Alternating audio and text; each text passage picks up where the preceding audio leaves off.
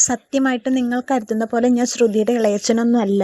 എൻ്റെ പേര് ജയരാജ് എന്നാണ്. ഞാൻ ശ്രുതിയുടെ ഇളയച്ചനല്ല. എനിക്ക് ശ്രുതിനെ അറിയില്ല.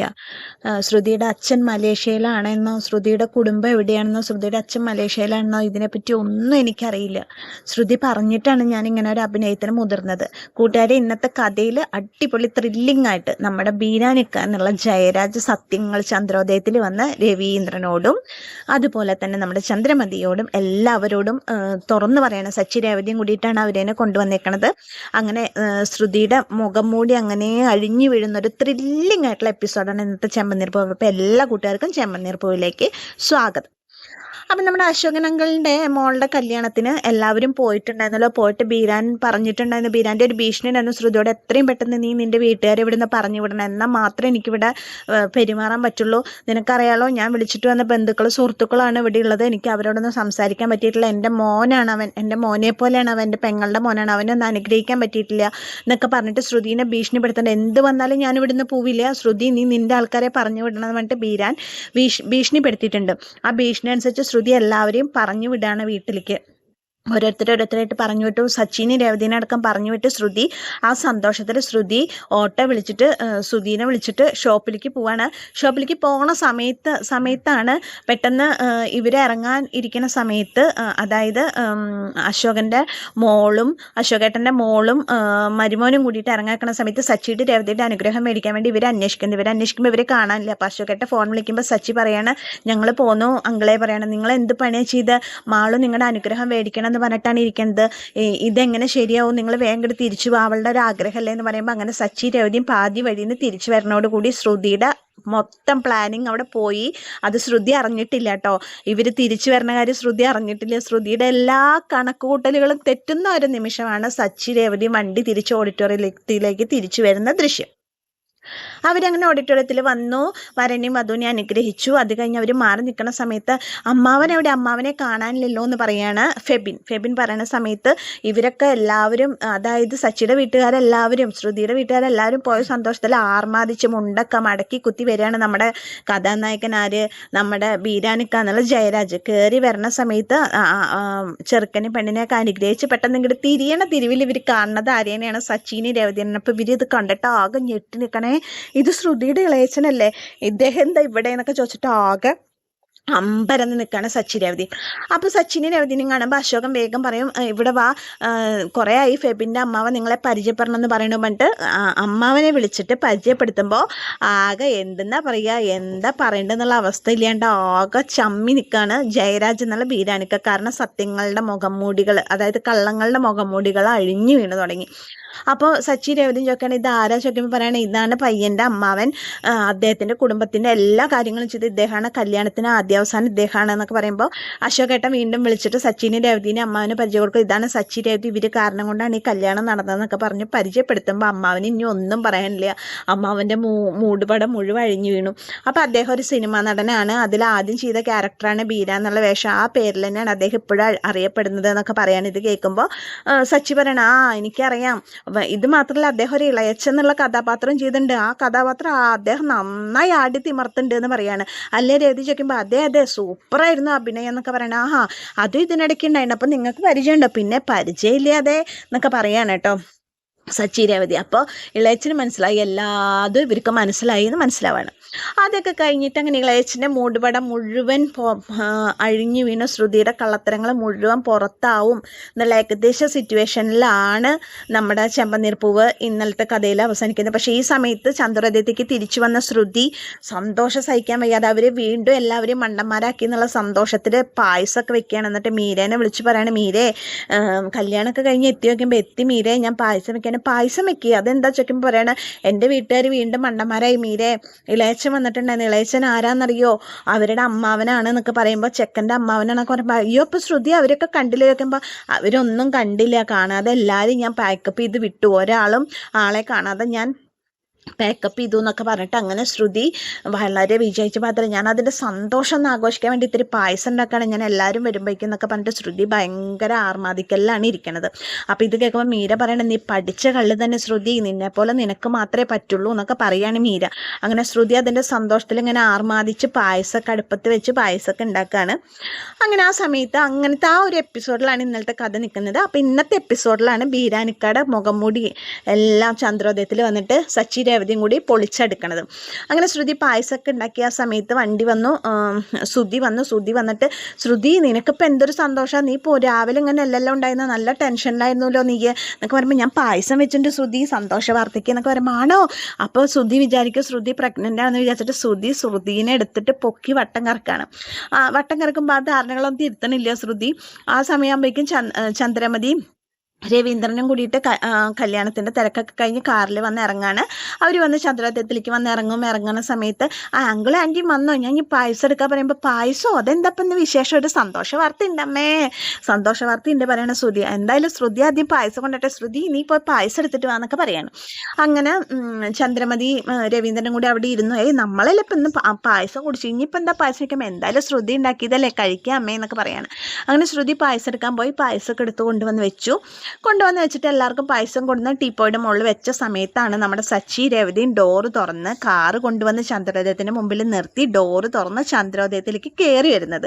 ചന്ദ്രോദയത്തിലേക്ക് കയറി വന്നപ്പോൾ നിങ്ങളും പോന്നു, അപ്പോൾ നിങ്ങൾ പയ്യൻ്റെ വീട്ടിൽ പോയില്ല ചോദിക്കുമ്പോൾ പയ്യൻ്റെ വീട്ടിലൊന്നും പോയില്ല, അതിന് മുൻപ് ഇവിടെ ഒരു കഥ തീർക്കാനുണ്ടച്ചാ, ഇവിടെ ഒരു കാര്യം ചെയ്ത് തീർക്കാണ്ട് അതിന് വേണ്ടിയിട്ട് വന്നതാണ്. എന്താടാ വളച്ചുകെട്ടില്ലാണ്ട് നീ കാര്യം പറയാന്നൊക്കെ പറയുമ്പോൾ അതൊക്കെ പറയാച്ചാ എന്നൊക്കെ പറയണം. അപ്പോൾ ശ്രുതി ചോദിക്കുക എന്താ രേവതി നിൻ്റെ ഭർത്താവിന് ഇന്ന് പ്രാന്തായോ, എവിടെയെങ്കിലും അയഞ്ഞിട്ടുണ്ടോ എന്നൊക്കെ ചോദിക്കുകയാണ്. അയ്യും പറഞ്ഞിട്ടെത്തി ഇങ്ങനെ ഈ നിലയ്ക്കായ അയ്യം എന്നൊക്കെ പറയാണ്. അതൊക്കെ പറഞ്ഞിട്ട് ഇവിടെ ഒരു ചടങ്ങ് നടക്കാൻ ഒരു വിശിഷ്ട വ്യക്തി വരാണ്ട് അച്ഛാ എന്നൊക്കെ പറയാണ് സച്ചി രേവതിയും കൂടിയിട്ട്. അപ്പോൾ ഇവർക്കൊന്നും മനസ്സിലാവില്ല എന്താ അവന് വട്ടാണോ എന്നൊക്കെ ചോദിക്കാണ് ചന്ദ്രമതി. അപ്പോൾ രവീന്ദ്രൻ പറയാം എന്താ സച്ചി ആളെ കളിപ്പിക്കാതെ നീ കാര്യം പറയാന്നൊക്കെ പറയണം.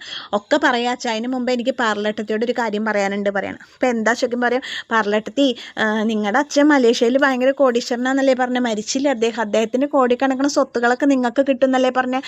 അതെ എനിക്ക് കിട്ടും, അപ്പം ഞങ്ങൾക്ക് അതിൽ നിന്ന് കുറച്ച് പൈസ തരും, ഞങ്ങൾക്ക് മുകളിൽ റൂം കയറ്റാണേ പറയുമ്പോൾ എൻ്റെ അടുത്ത് നിന്ന് പൈസ മേടിക്കാൻ വേണ്ടി നിൽക്കുക നിങ്ങൾ, അത് നടക്കില്ല, എൻ്റെ അച്ഛൻ്റെ മുതലിൽ നിന്ന് ഒരാൾക്ക് 1 രൂപ പോലും കിട്ടുന്ന ആരും വിചാരിക്കണ്ട എന്ന് പറയാണ് ശ്രുതി. ഇത് കേൾക്കുമ്പോൾ സച്ചി രേവതിയും പരസ്പരം നോക്കി ചിരിക്കുകയാണ്. അപ്പോൾ ഇത് കേൾക്കുമ്പോൾ ചന്ദ്രമതി പറയാണ് ശരിയാ മോളെ, കൊടുക്കരുത്, ഒരു 10 രൂപ പോലും അവന് കൊടുക്കരുത് കേട്ടോ, കൊടുത്താലും തിരിച്ചു തരില്ലേ, അത്രയും കള്ളക്കൂട്ടങ്ങളാന്നൊക്കെ പറയാണ് ചന്ദ്രമതി. അപ്പോൾ ശ്രുതി പറയാം അല്ലെങ്കിൽ വേണ്ട ആൻറ്റി കൊടുക്കാം, പാവങ്ങളല്ലേ, ശരി ഞാൻ തരാം, പക്ഷെ എനിക്ക് തിരിച്ചു തരണം എന്നൊക്കെ പറയണം. തരാൻ പാർലേട്ടത്തി എന്ന് പറയണം. അപ്പോൾ അത് കേൾക്കുമ്പോൾ പറയും അല്ല പാർലേട്ടത്തി ഒരു സംശയം കൂടി ചോദിക്കട്ടെ. ചോദിക്കേ, പാർലേട്ടത്തിയുടെ ഇളയച്ചനെ വിളിച്ചിട്ടൊന്ന് ചോദിക്കുമോ കേസിൻ്റെ കാര്യം എന്തായി, ആ പൈസ എപ്പോഴാണ് കിട്ടുകയെന്നൊന്ന് ചോദിക്കുമോ, ഞങ്ങളുടെ ഒരു സമാധാനത്തിനാന്ന് പറയുമ്പോൾ ശ്രുതി പറയും ശരി നിങ്ങൾ പറഞ്ഞതല്ലേ ഞാൻ ചോദിക്കാം എന്നൊക്കെ പറഞ്ഞിട്ട് ശ്രുതി അപ്പം തന്നെ ഫോൺ എടുത്തിട്ട് ഇളയച്ചനെ വിളിച്ചിട്ട് ഹലോ ഇളയച്ച, ശ്രുതി മോളാണ്, ഇളയച്ചൻ എവിടെയാ, മുംബൈയിലോ, അതെയോ, അല്ല ഇളയച്ചൻ ഞാൻ വിളിച്ചതേ വേറൊരു കാര്യത്തിന്, നമ്മുടെ കേസിൻ്റെ കാര്യം എന്തായിന്ന് അറിയാൻ വേണ്ടിയിട്ടാണ്. ഇപ്പോഴൊന്നും തീരില്ല അല്ലേ, ശരി ഓക്കെ ഇളയച്ച ശരി കേട്ടോ എന്ന് പറഞ്ഞിട്ട് ഫോൺ വെക്കുകയാണ്. എന്നിട്ട് പറയാണ് ഇപ്പോഴൊന്നും തീരില്ല എന്നാണ് പറയുമ്പോൾ ഈശ്വര അപ്പം ഞങ്ങൾക്ക് ഇപ്പോഴൊന്നും പൈസ കിട്ടില്ല അല്ലേ ചോദിക്കുകയാണ്. ഇല്ല നിങ്ങളുടെ കഷ്ടകാലം എന്നൊക്കെ ഇങ്ങനെ പറയാണ്. ആ സമയത്ത് രവീന്ദ്രൻ പറയാം അല്ലടെ സച്ചി നിങ്ങളെന്തോ ഒരു ചടങ്ങുണ്ട് എന്നൊക്കെ പറഞ്ഞല്ലോ, ആരോ ഒരു വിശിഷ്ടാതിഥി വരാണ്ട് എന്നൊക്കെ പറഞ്ഞല്ലോ. വരാണ്ട് അച്ഛാ, അന്ന് നിങ്ങൾ എന്താ വെച്ചാൽ അത് വേഗം ചെയ്യും, ഇവർക്ക് പ്രാന്താ പറയും. അപ്പോൾ ചന്ദ്രമതി പ്രാന്ത് തന്നെയാ, അതൊക്കെ ഇപ്പോൾ ശരിയാക്കി തരാം, ആർക്കാ പ്രാന്ത് എന്നൊക്കെ പറഞ്ഞിട്ട് സച്ചി രേവതിയും കൂടിയിട്ട് ആളെ വിളിക്കുക, ഉദ്ഘാടനത്തിനുള്ള ആളെ വിളിക്കുക എന്ന് പറയാണ് രവീന്ദ്രൻ. ശരി അദ്ദേഹം വന്നിട്ട് അച്ഛ അപ്പം വിളിക്കാനിട്ട് ഇളയച്ച വിളിക്കുകയാണ്. സച്ചി രേവതിയും കൂടിയിട്ട് പുറത്തേക്ക് നോക്കിയിട്ട് അപ്പോൾ ഇളയച്ചനോ, ആരുടെ ഇളയച്ചൻ ചോദിക്കുകയാണ് ശ്രുതിയും ചന്ദ്രമതിയൊക്കെ പരസ്പരം നോക്കിയിട്ട്. അപ്പോൾ ആ സമയത്ത് പൂമുഖവാതിൽ കടന്നിട്ട് വരണത് ആരാന്നറിയോ, വേറെ ആരുമല്ല സാക്ഷാൽ നമ്മുടെ ശ്രുതിയുടെ ഇളയച്ചനായിട്ട് അഭിനയിച്ച ബീരാനിക്ക, അതായത് ജയരാജാണ് ഇളയച്ചനായിട്ട് വരുന്നത്. ഇയാളെ കാണോട് കൂടിയിട്ട് ഇവരൊക്കെ ആകെ ഒരു നിമിഷം ഞെട്ടാണ് സന്തോഷത്തോട് കൂടിയിട്ട്. പക്ഷേ ആകെ വിളറി വയർത്ത് നിൽക്കണ ഒരു വ്യക്തിയുണ്ട്, വേറെ ആരെയല്ല ശ്രുതി. ഇളയച്ചനോ ഇവരുടെ കൂടെ, അപ്പോൾ ഇവർക്കെല്ലാം മനസ്സിലായോ, അങ്ങനെയുള്ള ഭാവത്തിലാണ് ശ്രുതി ഇരിക്കണത്. അപ്പോൾ രേവതി പറയും വാ ഇളയച്ച കയറി വാന്ന് പറയാണ്. അപ്പോൾ ചന്ദ്രമതി പറയും അയ്യോ എന്താ വന്ന കാലം നിൽക്കണേ ഇങ്ങോട്ട് വരൂ കയറി ഇരിക്കൂ എന്നൊക്കെ പറഞ്ഞിട്ട് ആദിത്യ മര്യാദയോടുകൂടി ചന്ദ്രമതി രവീന്ദ്രനും സുധിയും ഒക്കെ കൂടിയിട്ട് ഇളയച്ചനെ ക്ഷണിച്ച് സോഫയിൽ കൊടുന്നിരുത്താണ്. ഇതെപ്പോൾ എത്തി നാട്ടിൽ ഒന്നും അറിഞ്ഞില്ലല്ലോ. അപ്പോൾ ശ്രുതി പറയണ ആ ശ്രുതി എനിക്ക് മനസ്സിലായി നീ പൈസ ചോദിച്ചിട്ടുണ്ടായിരുന്നില്ലേ അത് തരാൻ വേണ്ടി വന്നതാവൂല്ലേ ഇളയച്ച എന്നൊക്കെ ചോദിക്കുകയാണ് ശ്രുതി. ശ്രുതിയാണെങ്കിലോ ആകെ ധരിച്ചിട്ടാണ് നിൽക്കുന്നത്. ശ്രുതിക്ക് ഭൂമി പിളർന്ന് താഴത്തേക്ക് പോയി അത്രയും നല്ലത് എന്നുള്ള അവസ്ഥയിലാണ് ശ്രുതി നിൽക്കുന്നത്. അങ്ങനെ ഇളയച്ചൻ വന്ന് സോഫയിലേക്ക് ഇരുന്ന് ഇവരൊക്കെ സംസാരിക്കുന്നതിനിടയിൽ രവീന്ദ്രൻ ചോദിക്കുകയാണ് അല്ല ശ്രുതിയുടെ ഇളയച്ച മുംബൈയിലാന്നല്ലേ പറഞ്ഞത് പിന്നെ എങ്ങനെ ഇത്ര പെട്ടെന്ന് ഇവിടെ എത്തിച്ചൊക്കെയാണ്. അപ്പം അത് ശരിയാണല്ലോ കറക്റ്റ് അച്ഛൻ ഇപ്പം ചോദിച്ചതൊരു ചോദ്യമാണെന്ന് പറയാണ് സച്ചി. അപ്പോൾ ശ്രുതി പറയാണ് ശരിയാണല്ലോ ശ്രുതി അങ്ങനെയല്ലേ പറഞ്ഞതെന്നൊക്കെ ചോദിക്കുമ്പോൾ ആകെ അങ്ങനെ കടന്ന് ഉരുളാണ് ശ്രുതി. അത് പിന്നെ അല്ല ശ്രുതി തന്നെ ആകെ ഞെട്ടിയിട്ടായിരിക്കണം. ശ്രുതി പോലും വിചാരിച്ചിട്ടില്ലേ ശ്രുതിയുടെ ഇളയച്ചൻ വരുന്നു. അതിൻ്റെ ഞെട്ടല്ല ശ്രുതി ഇരിക്കണം കണ്ടോ എന്നൊക്കെ പറയാണ് ശ്രുതി.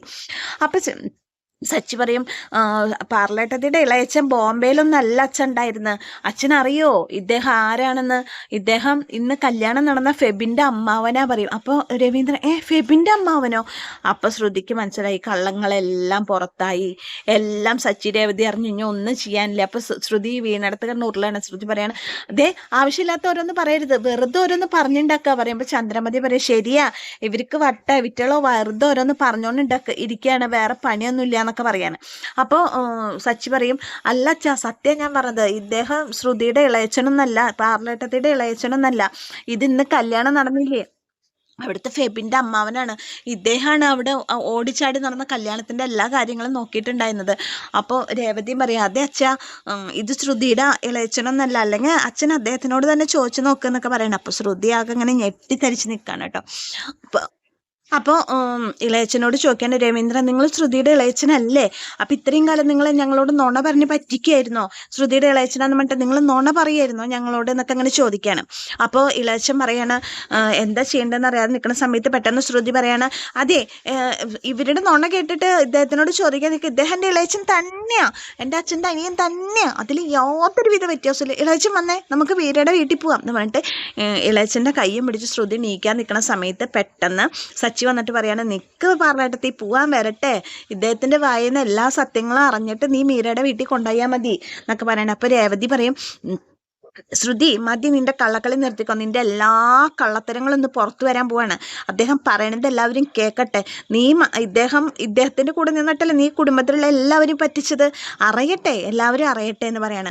അങ്ങനെ രവീന്ദ്രൻ ചോദിക്കണം അപ്പം നിങ്ങൾ ശ്രുതിയുടെ ഇളയച്ചനല്ലേ ചോദിക്കുമ്പോൾ അദ്ദേഹം പറയാണ് അല്ല ഞാൻ ശ്രുതിയുടെ ഇളയച്ചനല്ല എൻ്റെ പേര് ജയരാജ് എന്നാണ് ഞാനൊരു ഇറച്ചി വെട്ടുകട നടത്തുകയാണ് ഞാൻ ഫെബിൻ്റെ അമ്മാവനാണ് എന്നൊക്കെ പറയാണ്. അപ്പോൾ ഇവർ ആകെ ഒരു നിമിഷം ആകെ ഷോക്കായി നിൽക്കുകയാണ് ഞെട്ടിത്തരിച്ച് നിൽക്കണം ദൈവമേ ഇതാണ് ഉണ്ടായത് ഇത് ശ്രുതിയുടെ ഇളയച്ചനല്ലേ അപ്പോൾ ഇവർക്കൊക്കെ ചതിവ് പറ്റി. അപ്പോൾ ശ്രുതി ചോദിക്കുന്നുണ്ട് അപ്പം നിങ്ങൾ ശ്രുതിയുടെ ഇളയച്ചനല്ലേ അപ്പോൾ ശ്രുതിക്ക് മലേഷ്യയിൽ അച്ഛനുണ്ടെന്ന് പറഞ്ഞാൽ ശ്രുതി മലേഷ്യക്കാരി എന്നൊക്കെ പറഞ്ഞതൊക്കെ നുണയാണോ എന്ന് ചോദിക്കുകയാണ് ശ്രുതി. പക്ഷെ ശ്രുതി ഇങ്ങനെ ആകെ ഉരുകി ഒലിച്ചിട്ടാണ് നിൽക്കണത് കേട്ടോ. ശ്രുതിക്ക് ഒന്നും പറയാനില്ല ആകെ ഇപ്പം പൊട്ടുന്നുള്ള അവസ്ഥയിലാണ് നിൽക്കുന്നത്. അപ്പോൾ ഇളയച്ചൻ പറയും ഞാൻ അവളുടെ ഇളയച്ചനല്ല ഒരു ദിവസം ശ്രുതി മീരിയും കൂടി എന്നെ കാണാൻ വന്നിട്ടുണ്ടായിരുന്നു ശ്രുതിയുടെ കൂടെ ശ്രുതിയുടെ വീട്ടിൽ വന്ന് ഇങ്ങനെയൊക്കെ അഭിനയിക്കുകയാണെങ്കിൽ എനിക്കൊരു സിനിമയിലൊരു ചാൻസ് തരാമെന്ന് പറഞ്ഞു എന്നിട്ട് എന്നോട് പറഞ്ഞിട്ടാണ് ഞാൻ ഇതിനൊക്കെ നിന്നത് അല്ലാണ്ട് ഞാൻ ശ്രുതിയുടെ ഇളയച്ചനെന്നല്ല പറയുമ്പോൾ രവീന്ദ്രൻ ചോദിക്കും അപ്പോൾ ശ്രുതിയുടെ അച്ഛൻ മലേഷ്യയിലെന്ന് പറഞ്ഞത് നുണയാണോ? അപ്പോൾ ഇളയച്ചൻ ഒരു നിമിഷം ശ്രുതിനെ അങ്ങനെ നോക്കിയിട്ട് പറയും അതൊന്നും എനിക്കറിയില്ല ഇവളുടെ അച്ഛൻ ആരാണെന്നോ ഇവളുടെ അച്ഛൻ മലേഷ്യയിലാണെന്നോ ഇവളുടെ കുടുംബം എവിടെയാണെന്നോ ഇവളുടെ കുടുംബത്തിൽ ആരൊക്കെ ഉണ്ടെന്നോ ഒന്നും എനിക്കറിയില്ല അതിനെപ്പറ്റി ഒന്നും എനിക്കറിയില്ല പക്ഷേ ഇവള് പറഞ്ഞിട്ടാണ് ഞാൻ അഭിനയിച്ചത് ഇവള് നിങ്ങളോട് പറഞ്ഞ ഇളയച്ചെന്ന് പറഞ്ഞാൽ ഞാൻ ഇവളുടെ ഇളയച്ചനല്ല എന്നൊക്കെ പറയാണ്. അപ്പോൾ രേവതി പറയും ഇപ്പം മനസ്സിലായില്ലേ അച്ഛൻ സത്യം ഞാനന്ന് ബിരിയാണിക്ക് ചിക്കൻ മേടിച്ചത് ഇദ്ദേഹത്തിൻ്റെ കടയിൽ നിന്നാണ്. അപ്പോൾ സച്ചി രവീന്ദ്രനൊക്കെ പഴയ കാര്യങ്ങൾ ഓർക്കാണ് അവരെ ഇറച്ചി വെട്ടിയാർന്ന കാര്യം അതുപോലെ തന്നെ ശ്രുതി ഇളയച്ചനെ കൊണ്ടുവന്ന് നിർത്തിയിട്ട് ഇതാണ് എൻ്റെ ഇളയച്ചൻ പറഞ്ഞ് പരിചയപ്പെടുത്തുന്ന കാര്യവും അങ്ങനെ എല്ലാം ഓരോ ഘട്ടങ്ങളായിട്ട് ഓരോരുത്തരുടെ മനസ്സിൽ കൂടെ കടന്നു പോയിക്കൊണ്ടിരിക്കുകയാണ്. ശ്രുതിയാണെങ്കിൽ ശ്രുതി അപ്പോൾ വീണെടുത്ത് കൊണ്ടിട്ട് പറയണ കഴിഞ്ഞോ നിങ്ങളൊക്കെ ഇങ്ങനെ ചെയ്യുന്നത് ഇങ്ങനെ ഒരു മനുഷ്യനെ ഇങ്ങനെ വിളിച്ച് അപമാനിക്കണമായിരുന്നോ വാ ഇളയച്ച നമുക്ക് പോവാന്നൊക്കെ പറഞ്ഞിട്ട് ശ്രുതി വീണ്ടും ഇളയച്ചനെ വിളിച്ചിട്ട് പോവാനുള്ള ഒരുക്കത്തിലാണ്. പക്ഷെ അതൊന്നും സമ്മതിക്കാതെ ശ്രുതിയുടെ എല്ലാ മുഖംമൂടിയും വലിച്ച് കീറി എത്തിക്കാൻ വേണ്ടി തയ്യാറായിട്ട് തന്നെയാണ് നമ്മുടെ സച്ചി രേവതിക്കുന്നത്. സച്ചി പറയേണ്ടത് വർഷ ശ്രീകാന്ത് ഇവിടെ ഇല്ലാത്തത് വല്ലാത്ത കഷ്ടമായിപ്പോയി, അവരും കൂടി ഇവിടെ വേണ്ടതായിരുന്നു എന്നൊക്കെ പറഞ്ഞിട്ട് അങ്ങനെ സച്ചി രേവതിയും കൂടി പിടിച്ച പിടിയാലെ ജയരാജ് എന്ന വീരാനിക്കയെ കൊണ്ടുവന്ന് ശ്രുതിയുടെ ഇളയച്ചനല്ല എന്നുള്ള സത്യം ചന്ദ്രോദയത്തിൽ ബോധിപ്പിച്ചതിന് ശേഷം ആ ചന്ദ്രോദയത്തിൽ ഉണ്ടാകുന്ന സംഭവ വികാസങ്ങൾ, പായസം ഉണ്ടാക്കിയ ശ്രുതിക്ക് ഇനി എന്ത് കിട്ടും, ചാട്ടവാറടി കിട്ടുമോ, ചന്ദ്രോദയത്തിൽ നിന്ന് ചവിട്ടി പുറത്താക്കുക എന്നുള്ള ഭാഗങ്ങൾ നമുക്ക് നാളത്തെ എപ്പിസോഡിൽ കാണാം. അപ്പോൾ ഇന്ന് ഭയങ്കര ത്രില്ലിംഗ് ആയിട്ടുള്ള എപ്പിസോഡായിട്ടാണ് ഇന്നത്തെ ചെമ്പനിപ്പ് വന്നേക്കുന്നത്. അപ്പോൾ എന്നത്തെയും പോലെ കൂട്ടുകാരെ, എൻ്റെ കഥ കേട്ട് ഇഷ്ടപ്പെട്ട കൂട്ടുകാരൻ്റെ ചാനലൊന്ന് ലൈക്ക് ചെയ്യുക, ഷെയർ ചെയ്യുക, സബ്സ്ക്രൈബ് ചെയ്യുക. ഇതുവരെ സപ്പോർട്ട് ചെയ്ത എല്ലാവരോടും ഒരുപാട് നന്ദിയുണ്ട്. അപ്പോൾ എല്ലാവർക്കും താങ്ക്